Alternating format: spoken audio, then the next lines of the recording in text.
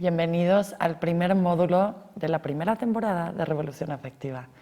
Vamos a trabajar en este módulo el aspecto de la sombra, el espejo y la proyección en nuestras dinámicas vinculares bajo la pregunta central, ¿quién soy? Recuerden que esta es nuestra indagación central durante todo este proceso, entonces quiero que, aunque estemos hablando de la sombra o los espejos o las proyecciones, todo tiene que ver con nuestra identidad, con quiénes somos cuando nos relacionamos. Entonces, para comenzar nuestra sesión del día de hoy, me gustaría invitarte primero a que si no has tomado agua, comido, descansado, ido al baño, resuelve tus necesidades fundamentales para que puedas realmente otorgar tu atención plena a este proceso, a esta clase, ¿ok? Si no lo has hecho, ponle pausa, te espero en el tiempo sin tiempo de los videos y cuando estés listo o lista, regresa. Y si ya estás listo o lista, vamos a comenzar cultivando la conciencia de este momento presente tal cual es. Vamos a comenzar con el pie derecho y en congruencia, meditando. Entonces, por favor, toma una postura cómoda donde estés sentado o sentada. Que tu espalda esté derechita, que tu cuello esté relajado. Si estás en una silla, puedes poner los pies sobre la tierra o puedes cruzar las piernas, como los yogis. Lo que sea más cómodo para ti. Y comienza simplemente a percibir este momento tal cual es.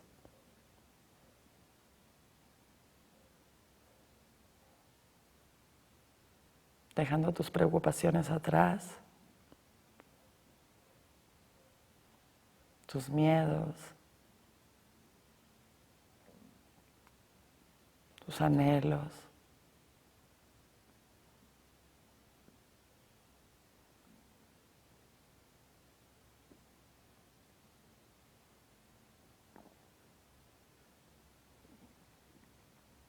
Te invito a que habites este momento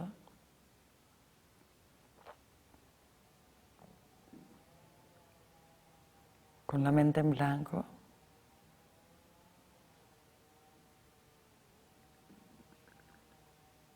y la atención plena de cómo se manifiesta la vida en ti, aquí y ahora.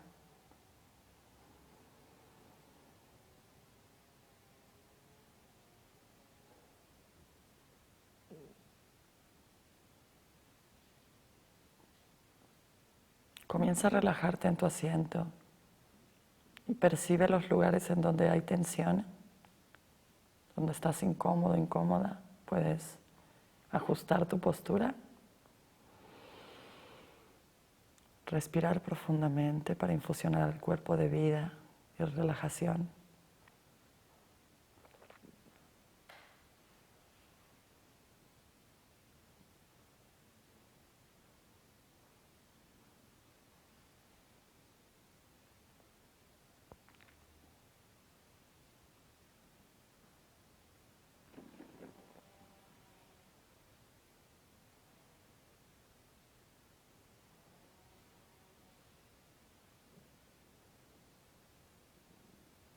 Conecta con tu corazón.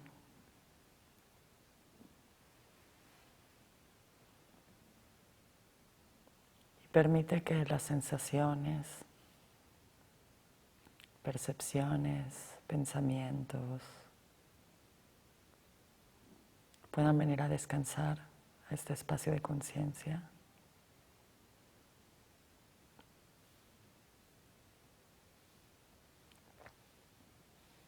El corazón.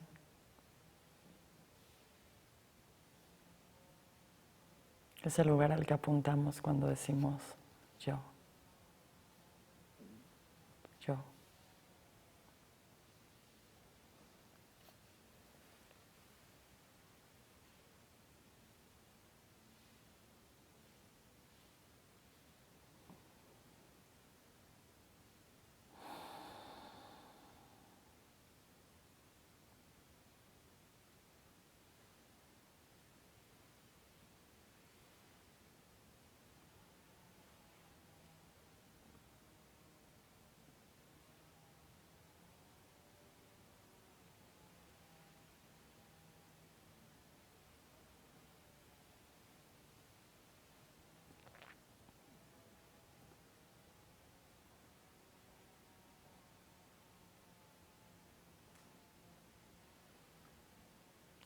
Respira profundamente.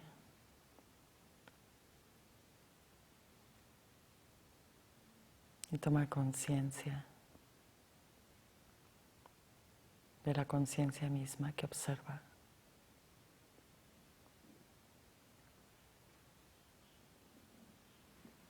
La conciencia testigo.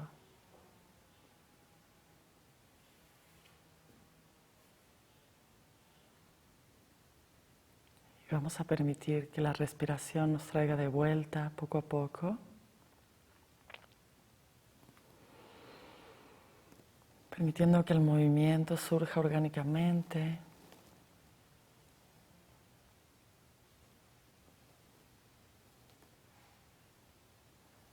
Y comience a despertar la percepción de este momento presente, la temperatura del cuarto, sus olores, sus sonidos.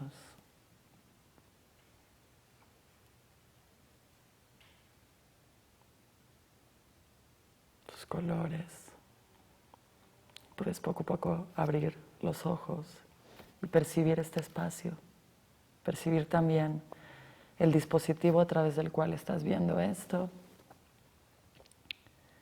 la imagen en la pantalla, inclusive ir más allá hacia la energía compartida, más allá de que estemos en un lugar diferente o en un tiempo diferente. Existe una conexión. Y existe una razón poderosa por la cual estás aquí. Entonces, comenzar de esta forma es comenzar con una plena conciencia de lo que te ha traído aquí.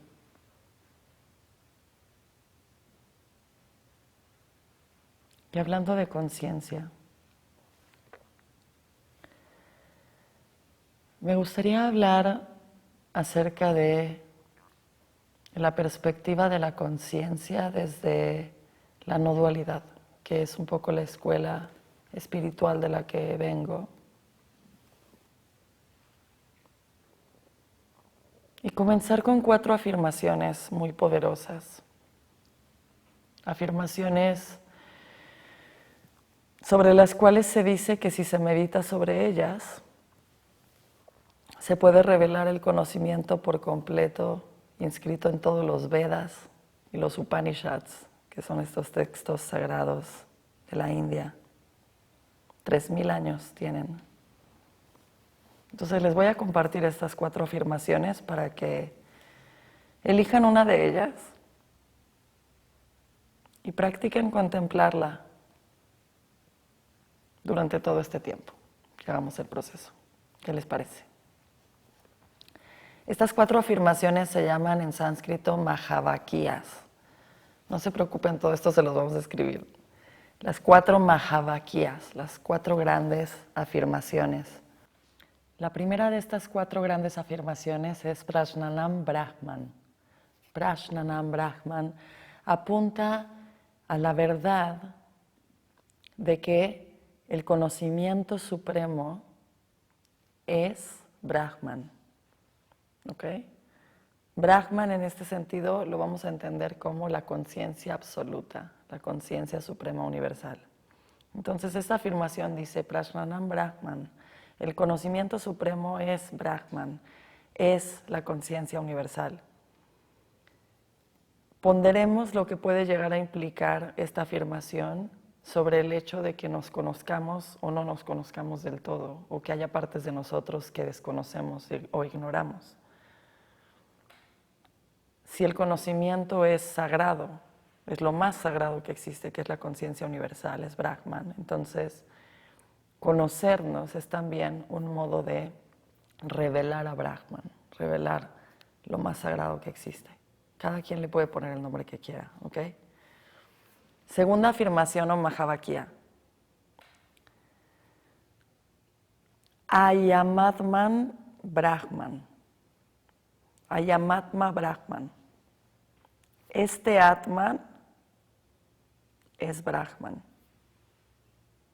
Dentro de esta filosofía, el Atman, algunos lo traducen como el alma o se puede traducir también como la conciencia individual. Este Atman es Brahman. Entonces, la conciencia individual es igual a la conciencia absoluta. El alma es igual a Dios, a lo divino, a lo más sagrado. ¿Se entiende? Hay una identidad entre lo relativo y lo absoluto. Esta es la segunda afirmación, Ayamatma Brahman. Piensa en las implicaciones de esto. Tercera, Mahavakya. Esta es muy chida, esta es la que más me gusta. Tatvam Asi. Tatvam Asi. Yo soy eso, o tú eres eso, tú eres eso. ¿Qué significa? ¿Qué crees que pueda significar? Tatvam Asi. Bueno, esta me gusta mucho porque siempre me imagino como apuntando a un objeto, o apuntando a una persona, o apuntando a una forma de vida, y decir, yo soy eso, yo soy eso, yo soy eso, yo soy eso, yo soy eso. O tú eres eso, tú eres eso, tú eres eso, tú eres eso. La identidad del uno con el todo. La identidad de esto con lo demás. Tú eres eso. Y si eso que señalas es Dios, tú eres Dios. Esta tercera afirmación es tremendamente poderosa y puede tener unas implicaciones espirituales también muy poderosas si realmente la asumimos como tal. Y podemos mirar a alguien a los ojos y decir, yo soy tú, tú eres yo, te reconozco. Y si la conectas con las otras afirmaciones, ¿qué pasa? Yo soy eso, este Atman es Brahman, conocimiento es Brahman. Se va tejiendo un entendimiento. Entonces tenemos Prajnanam Brahman, Ayamatma Brahman, Tattvamasi. Y la cuarta es Aham Brahmasmi. Yo soy Brahman. Aham Brahmasmi. Yo soy Brahman. Entonces aquí ya no hay alegorías, no hay metáforas, estamos hablando de yo soy la conciencia absoluta. Yo soy la conciencia suprema. Yo soy lo divino, yo soy lo sagrado, yo soy el gran espíritu, Dios, como lo quieras llamar. Y estamos en la indagación del ser, estamos planteándonos la pregunta ¿quién soy? Estamos guiándonos bajo esta indagación, ¿quién soy? Bueno, te invito a que elijas una de estas 4 afirmaciones milenarias y simplemente la pongas ahí en el foco de tu conciencia y permitas ver qué es lo que te pasa contemplando esa afirmación. ¿Qué pensamientos, sensaciones, emociones o estados de conciencia llegan a ti como consecuencia de contemplar una de estas grandes verdades? Entonces estamos hablando de que si todos somos esa conciencia absoluta, ¿por qué no nos experimentamos como esa conciencia absoluta todo el tiempo? ¿Qué nos impide vivirnos a nosotros mismos como el todo? ¿Qué nos hace percibirnos como separados de los demás o de todo lo que existe?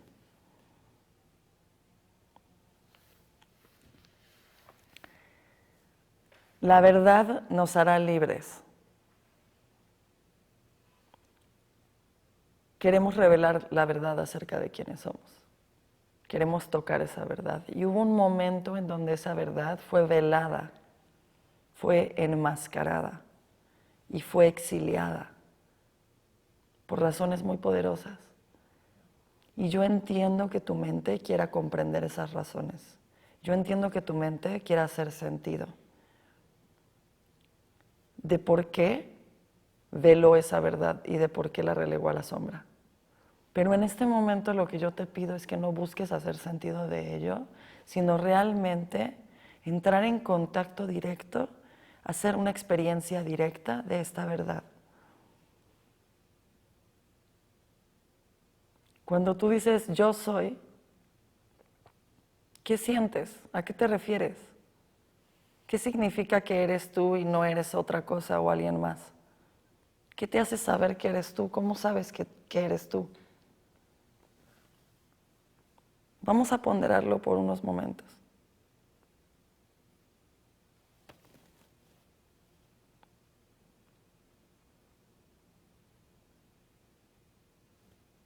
Solo seamos, sin atribuirle significados mayores a esta experiencia de nosotros. ¿Cuál es nuestra verdad más profunda? ¿Y cómo podemos revelarla o acceder a ella?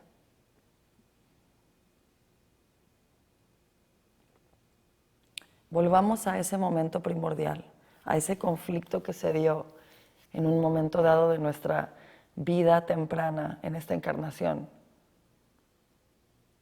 cuando decidimos ocultar esa verdad.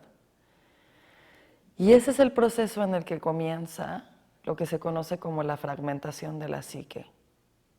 Psique, que viene del griego psige, alma. La fragmentación del alma.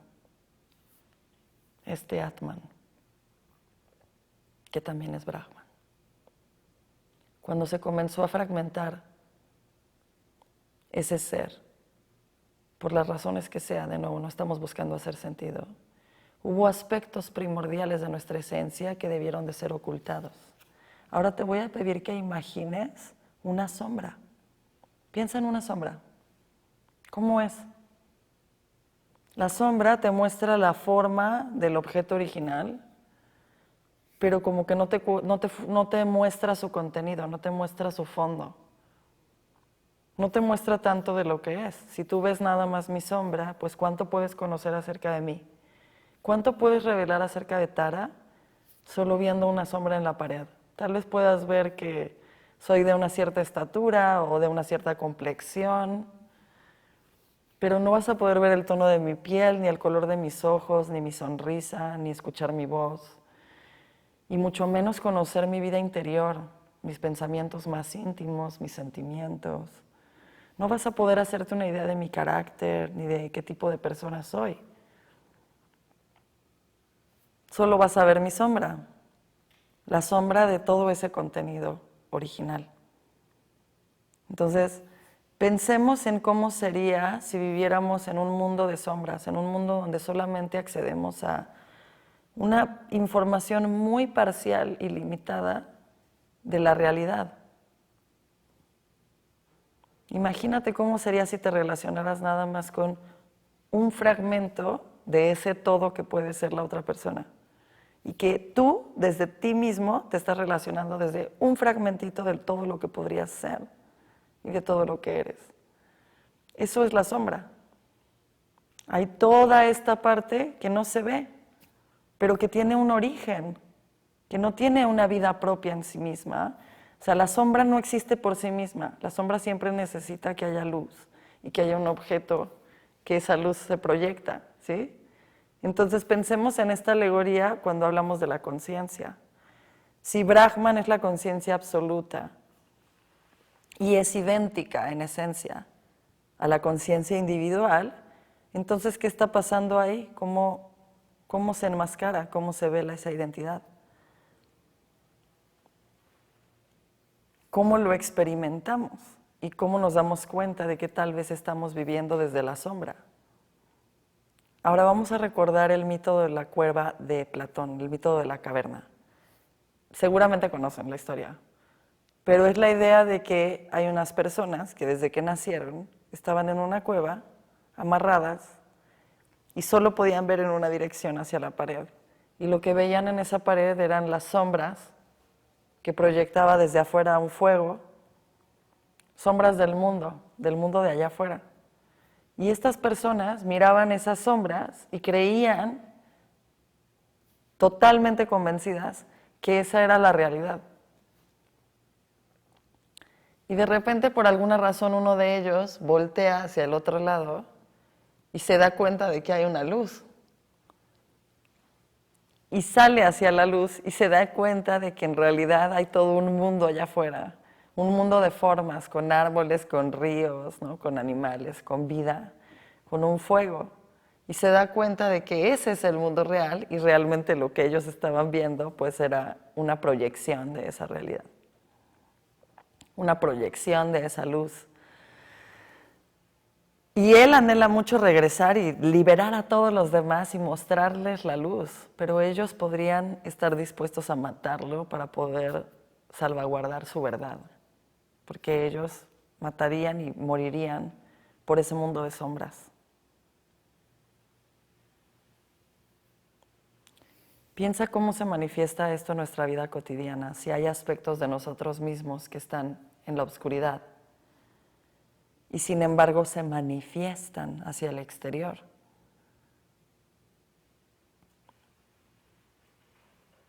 Es como si nos viéramos a nosotros mismos y pensáramos conocernos, pero realmente estamos viendo esa pared, esa sombra, y no estamos viendo toda la luz que somos, la realidad iluminada que somos, que es esa conciencia absoluta.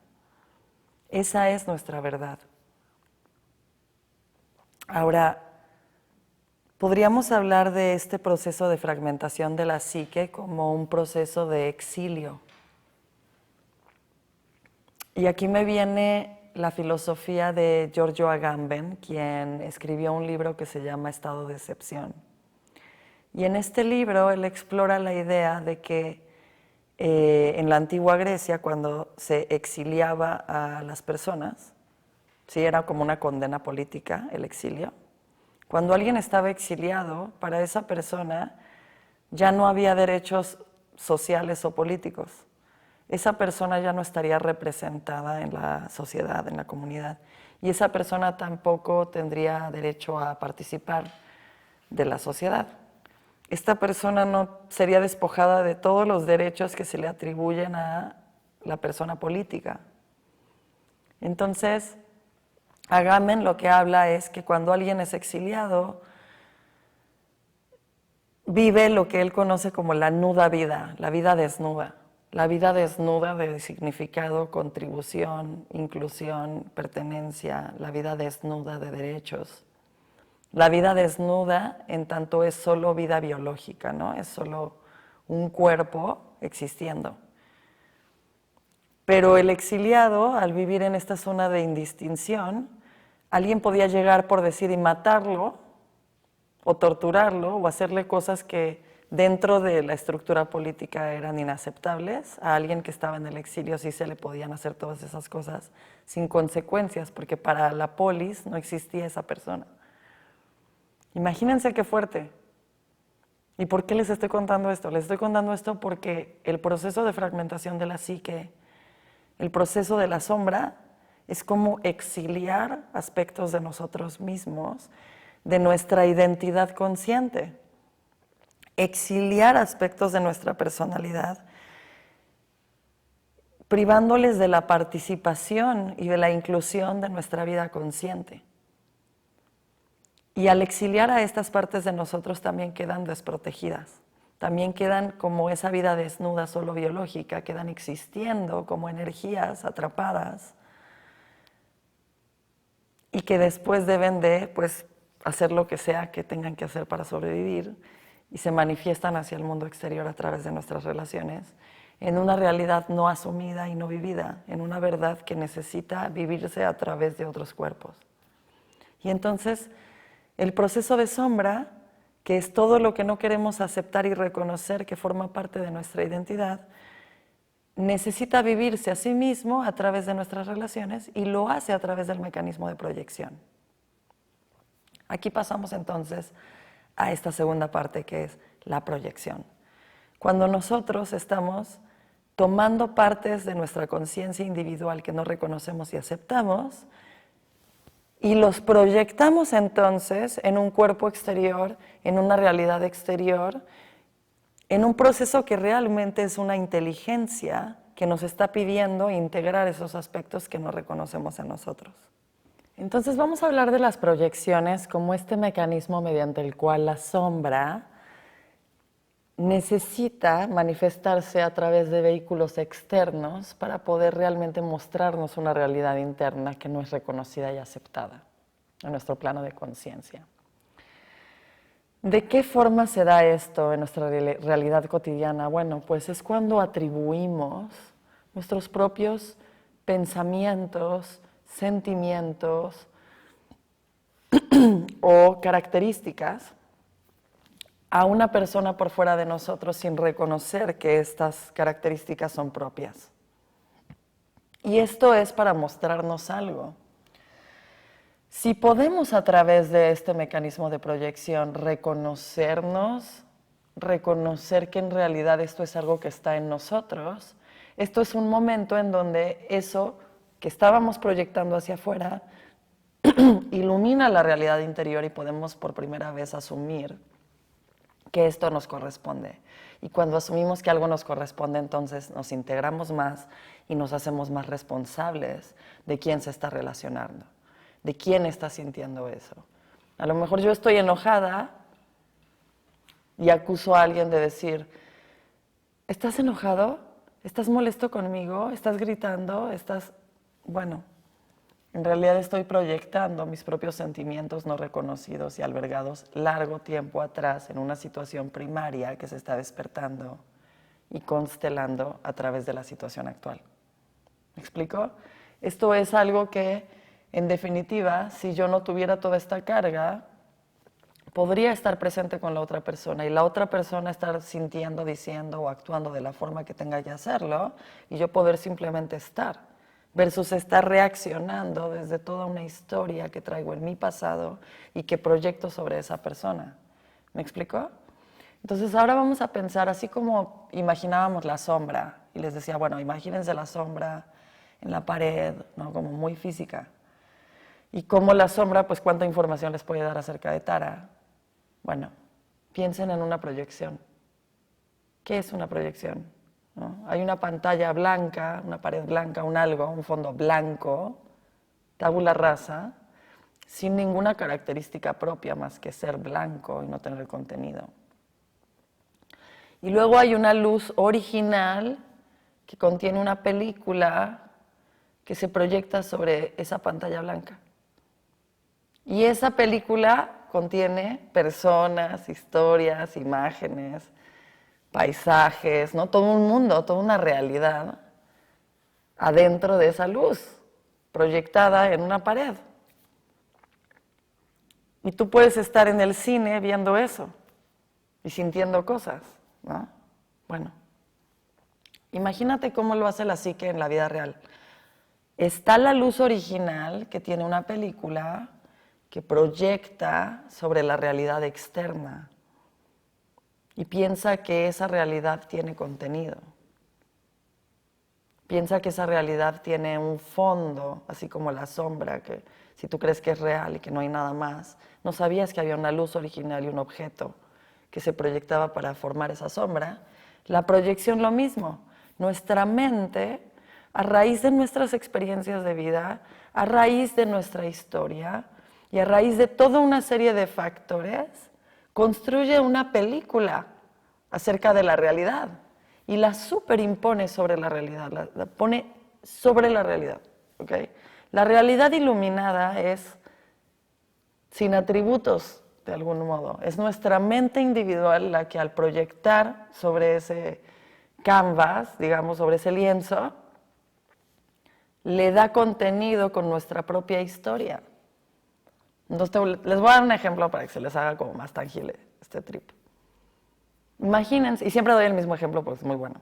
Imagínense que yo les cuento una historia acerca de alguien que van a conocer. Y les digo, esta persona es increíble, la mejor, la más maravillosa, wow, todo el mundo la ama, es súper chida, es súper increíble, bla, bla, bla, bla, bla. Y les doy toda esta historia.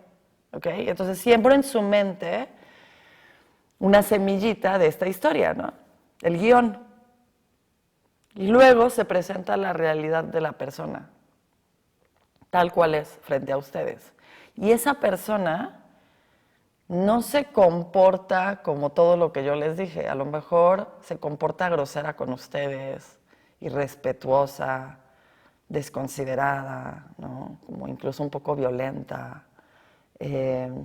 O energéticamente no sientes, ¿sabes? Como que no sientes esa conexión, no sientes, algo te da de rechazo. Y no entiendes esta experiencia directa de la persona y la idea, la película que tú traías con respecto a esta persona. Entonces puede ser que tú proyectes esa idea que tienes de ella sobre la realidad de ella. ¿Ok?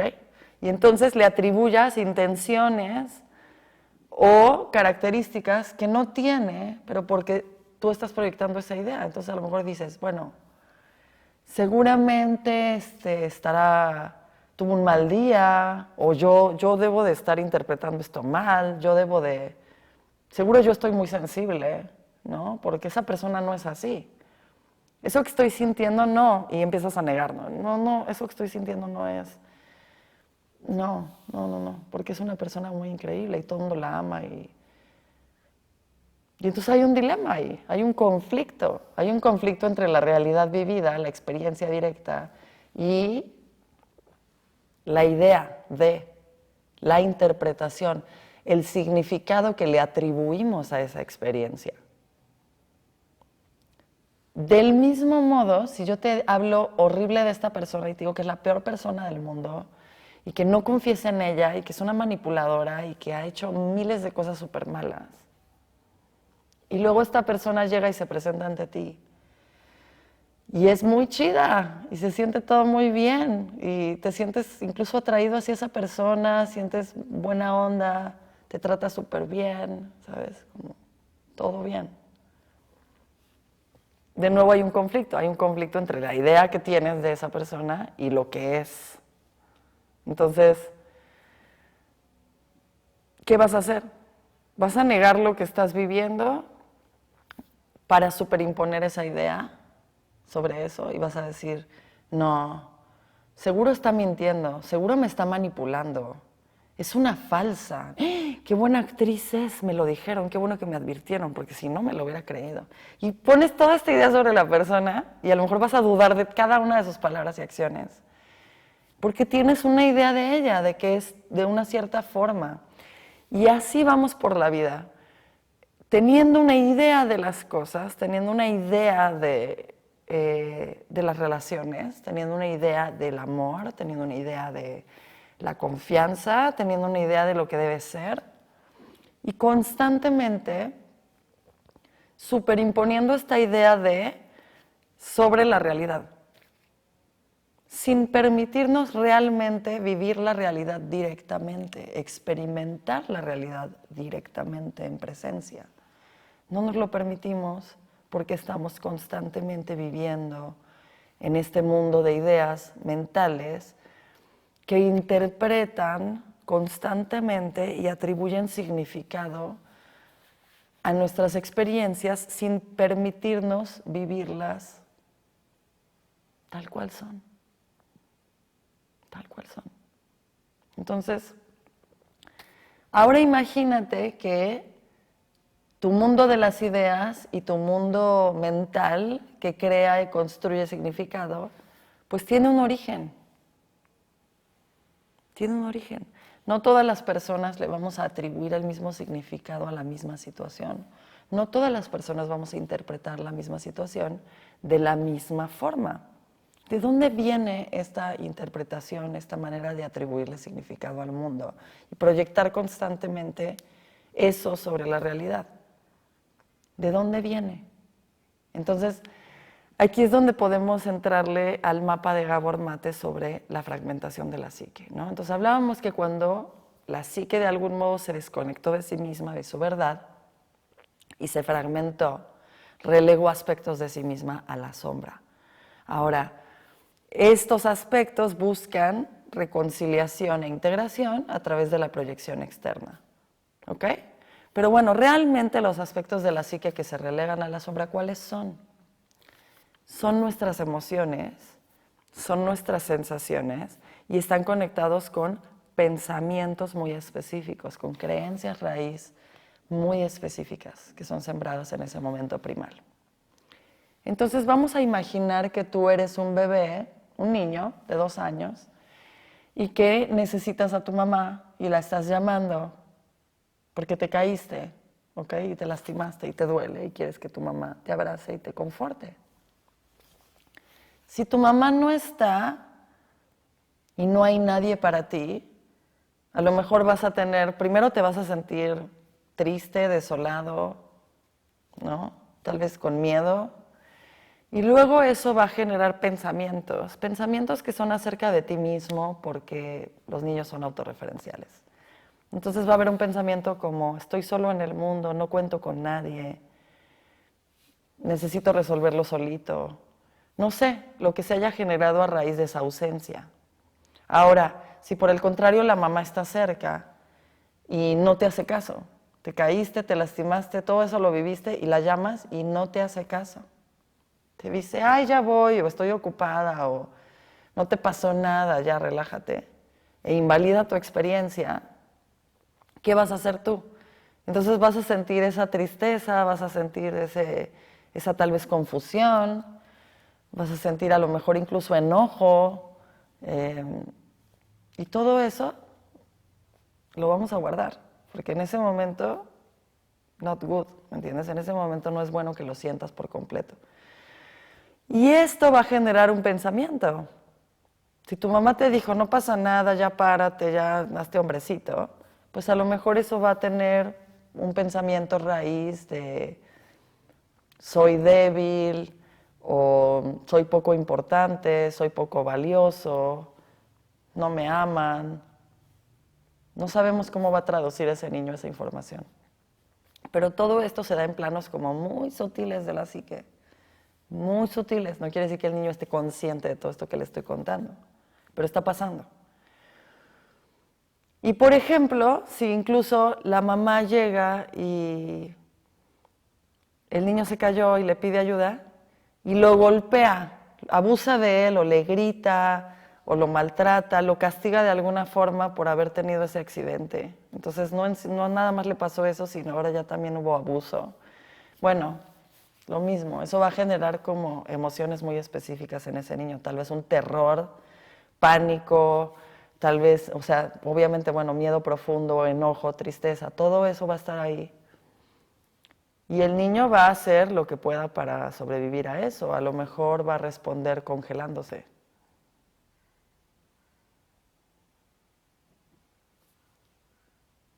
En parálisis, ¿no? Entonces a lo mejor su cerebro, su pensamiento, su mente va a generar una idea de si no existo es mejor, yo no debería de existir, yo estoy mal, yo no merezco vivir. Y ese es el mundo que se va a construir a raíz de esos pensamientos. Entonces, les estoy hablando de este mecanismo para que vean que realmente la película se forma en la infancia, la película que vamos a poner en el proyector, esa se forma temprano, esa se forma en esos momentos. Ahora, ¿qué va a pasar si el niño que necesitaba a la mamá viene y lo conforta y lo abraza y le dice, te duele mucho, lo lamento, ¿cómo te puedo ayudar? Te amo, aquí estoy, lamento mucho que te hayas caído, la próxima vez te voy a cuidar más, lo vamos a hacer mejor. ¿Qué va a sentir el niño? Pues va a sentir lo que está sintiendo. Dolor de la caída, pero también a lo mejor un poco de alivio, porque mamá está cerca. A lo mejor un poco de paz después del golpe y el susto. Empieza a tranquilizarse.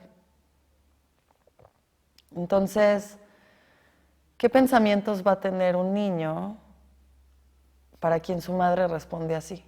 Está para él, valida sus sentimientos, acompaña su dolor. ¿Cómo va a ser ese proceso para él? A lo mejor él va a decir, bueno, pues si necesito a alguien, me van a cuidar. El mundo es amor. Yo soy valioso. Yo soy importante. Yo soy muy amado. Y esa es la película que va a poner y eso es lo que va a proyectar en el mundo. ¿Se pueden dar cuenta que en todos los casos lo que pasó es lo mismo? O sea, el niño se cayó. Pero la respuesta del mundo ante eso informó mucho la identidad de ese niño, informó cómo va a responder ese niño cuando necesite algo en la edad adulta, cuando sienta dolor, cuando alguien esté o no esté, o esté de ciertas formas, va a sentir cosas. Va a sentir cosas. Y a lo mejor es una persona que cuando esté grande y se golpee sin querer y su pareja no se dé cuenta, esta persona va a tener una crisis nerviosa porque va a pensar que su pareja no le importa, no la ama, la va a abandonar y va a crear todo un escenario de crisis y de drama porque me ignoraste y no te importé, pero no nos damos cuenta que en realidad estamos siendo ese niño de 2 años que se cayó de chiquito y estamos respondiendo ante esa situación original, necesitando desde nuestra profunda inteligencia integrar esas emociones que fueron vividas, hacer sentido de ellas y poder realmente decir, esto es quién soy yo. Pero en ese momento original no había esa opción, en ese momento original la única opción era negar lo que estaba pasando para poder salvaguardar la conexión con la madre. Entonces, constantemente estamos proyectando la idea que tenemos acerca de nosotros mismos sobre el mundo, sobre nuestras relaciones. Y proyectamos también imágenes tempranas de figuras de apego importantes. Entonces proyectamos la imagen de la madre, proyectamos la imagen del padre, proyectamos la imagen de nuestra primera pareja. Todas esas figuras importantes en nuestro sentido de configuración afectivo se van a continuamente representar en nuestras relaciones cotidianas. Y aquí es donde entra este último aspecto, el espejo. Cuando hablamos de las dinámicas de espejo, es cuando realmente podemos ver la realidad tal cual es, podemos ver las cosas tal cual son. Piensa ahora de nuevo en el espejo físico, ¿no? Entonces ya hablamos de la sombra, ya hablamos de una proyección que tiene que tener una película, una luz, una superficie sin contenido para recibir esa proyección, ¿ok? Ahora pensemos en un espejo. El espejo es un espejo y refleja lo que es. No te va a mentir, ¿no? El espejo no miente, así dicen por ahí, ¿no? El espejo no miente. El espejo solo dice la verdad, muestra las cosas tal cual son. Entonces, pensemos en esas relaciones actuales importantes que nos muestran aspectos de los que podemos tomar conciencia a través de ellos, ¿no? Entonces, a lo mejor estoy en una dinámica de grupo, como en este, por ejemplo, y nos reunimos a platicar sobre lo que se despertó en nosotros, y alguien cuenta una historia que es muy parecido a lo que tú estás viviendo por adentro y dices, qué bárbaro, es como un espejo para mí, ¿no? Puedo verme a mí mismo o puedo ver mi realidad interior en esa realidad exterior. Y entonces hay como una validación a través de esa realidad exterior. Cuando alguien dice o hace cosas que podemos sentir que nos son propias, con las que nos identificamos, entonces ahí estamos hablando del proceso del espejo. Te estás espejeando, ¿no?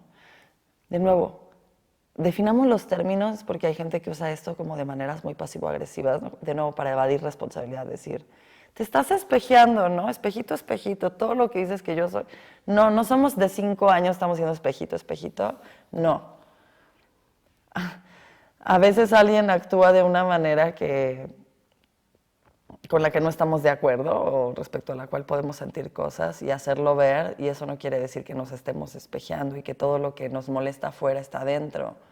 Esa es una forma de minimizarlo y como que no darle tanta importancia a algo que en realidad es bastante profundo. Estamos hablando de cómo hacernos más integrales y cómo poder volver a acercarnos a sentirnos como algo más allá que esta identificación individual, que este cuerpo, que este nombre, ¿no? Que este yo limitado tal vez con desafíos, con sufrimiento. Eso es de lo que estamos hablando realmente aquí. Entonces, el mecanismo del espejo es un mecanismo que se instaura muy temprano en nuestro desarrollo. O sea, un bebé y un niño de menos de 3 años, menos de 7 años, construye su sentido de identidad a través del espejo de sus figuras de apego. Entonces, yo voy a entender quién soy yo a través de la información que de mí reciba, de mis figuras de apego, de mi madre, de mi padre, de mis afectos. Ellos me van a decir quién soy yo, ¿ok? Yo voy a ir diciendo, bueno, soy buena, soy mala, soy deseable, soy indeseable, soy atractiva, soy repulsiva, soy inteligente, soy tonta, soy o no soy. En esa primera parte es a través del espejo de nuestras figuras de apego. E incluso desde la neurociencia se nombra que existen un tipo de neuronas muy específicas que se llaman neuronas espejo y que son las responsables de realmente poder sentir empatía por los demás. Son las neuronas responsables de poder conectar con los demás, y cuando alguien se mueve de una cierta forma, alguien que está conectado por neuronas espejo va tal vez a ser un espejo de sus movimientos o de sus reacciones o de su postura del cuerpo, y esto es muy común, por ejemplo, en una mamá que le está dando de comer a su hijo y tiene este reflejo de abrir la boca, porque el niño al ver a la mamá abrir la boca, la abre. Esas son las neuronas espejo. Y siguen actuando toda nuestra vida. Lo que pasa es que son muy importantes en la primera infancia porque conforman nuestro sentido de identidad. Y más adelante tiene más que ver con nuestro sentido de conexión y empatía con los demás. Ahora, ¿qué pasa si cuando fuiste chiquito no hubo un espejo? O sea, casi nunca había nadie que te reflejara tu realidad más interna, que validara tus emociones, que le diera un lugar y un espacio a tus pensamientos y a tus necesidades. Si hubo una negligencia o ausencia parental o de tus figuras de apego principales, puede ser que haya una ruptura en ese sentido de quién soy, no sé quién soy, y terminemos siendo alguien que es siempre lo que cree que los demás necesitan que sea. A lo mejor conoces este tipo de persona que tiene un novio rockero y se vuelve rockera, ¿no? Novio que baila rumba y ahora baila rumba, novio no sé qué, y siempre va cambiando su personalidad de acuerdo a sus grupos de amigos o a su pareja o a X o Y pertenencia. Pregúntate a ti mismo y a ti misma, ¿cómo juega esto para ti? ¿Cuáles son tus espejos principales? Y piensa también en que un espejo sucio pues va a reflejar más o menos. Aunque la realidad esté allá afuera, si el espejo está sucio, manchado, puede distorsionar la realidad. Entonces, aquí yo no estoy diciendo que las personas estén sucias o manchadas, pero estoy diciendo que si la dinámica vincular a través de la cual te estás espejeando es una dinámica que tiene aspectos insalubres o tóxicos, desorganizados o desconectados de la esencia, puede ser que ese reflejo no sea tan fidedigno, ¿no? Entonces, es una manera de conocernos nuestra relación. Nuestra relación nos permite vernos tal cual somos a través de los ojos de los demás. Entonces, espejo, proyecciones y sombra son 3 aspectos de lo que yace por debajo de nuestra conciencia ordinaria. Y queremos que esta conciencia ordinaria integre en sí misma aspectos de la conciencia extraordinaria, que es esta, y que incluye aspectos visibles y no visibles, tangibles e intangibles de nuestra experiencia humana. Hay tanto acerca de nosotros que desconocemos, que en cierto modo sí somos un mundo de sombras. Piensen ustedes que la ciencia actualmente reconoce que creo que conocemos como un 1% del espectro visible de la materia, y hay un 99% que nadie sabe qué pedo. Es como un hoyo negro en el mundo, en la existencia, que no se sabe, no se comprende. Y que, bueno, pues los abuelos, nuestros ancestros, los antiguos de Occidente y de Oriente, del norte y del sur, quienes están aún conectados con la tierra y con la conciencia, hablan de que hay algo más allá, algo muy, muy específicamente más allá de esta conciencia individual y de esta experiencia de nosotros mismos. Y no solo hablan de que hay algo más allá, sino hablan de la idea de que esto puede ser revelado y debe ser revelado. Entonces, es a raíz de esto que podemos participar de procesos de esta forma más consciente, sabiendo lo que está en juego y que no solo estamos tomando una clase teórica con elementos de la neurociencia o la espiritualidad o la psicología. Estamos hablando de darle vida a la afirmación de Carl Jung.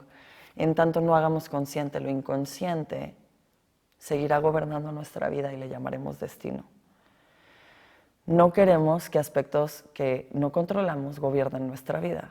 Todo el mundo quiere sentir que está en control de su propia vida y no sujeto a la voluntad del destino, a lo que nos toque, a la suerte. Bueno, nuestras relaciones no deberían de serlo y la relación con nosotros mismos no debería de serlo. Y es en tanto podamos abrirnos a nuestra propia verdad que vamos a poder también permitir que se revele la verdad en nuestras relaciones y que se libere también el potencial de conectar con los demás e intimar con los demás de una manera que, pues cuando estamos velados de una parte y enmascarados por la otra, pues es solo parcial. Entonces, realmente, ¿qué es lo que queremos? Queremos construir esa sociedad de paz en donde no haya conflicto entre quienes somos y las personas que amamos. Conflicto. Un conflicto no de estar en desacuerdo o de que haya desafíos, eso decimos que forma parte de nuestra humanidad, pero el conflicto primordial entre conectar contigo y ser quien soy. Ese conflicto ya no tiene que estar, ese conflicto debe ser resuelto a través de la conciencia. Entonces traigamos luz, iluminemos todos estos aspectos y sepamos también que existen condiciones ideales para que esto se revele. ¿Ok? El trabajo de sombra, el trabajo de traer las proyecciones de vuelta a casa y de poder utilizar esos espejos sagrados para conocernos a nosotros mismos, es un proceso que necesita de seguridad afectiva, necesita de un contenedor seguro y de un acogimiento, de un refugio sagrado para poder desplegarse tal cual es. ¿Y cómo sé que esto es así? Porque el momento original de fragmentación de la psique, el momento original de ruptura, se dio porque no había esa seguridad. Se dio porque no estábamos en seguridad, no había conexión, por las razones que sea, no las había. Entonces tiene que haber condiciones de seguridad actualmente, tiene que haber condiciones de conexión para que podamos desplegar realmente nuestro ser integral y podamos realmente comenzar a acceder a nosotros en el 100% y no solo en el 1% que podemos ver. Esto es un poco lo que tengo acerca de sombra, espejos y proyecciones en nuestras relaciones y en nuestros vínculos.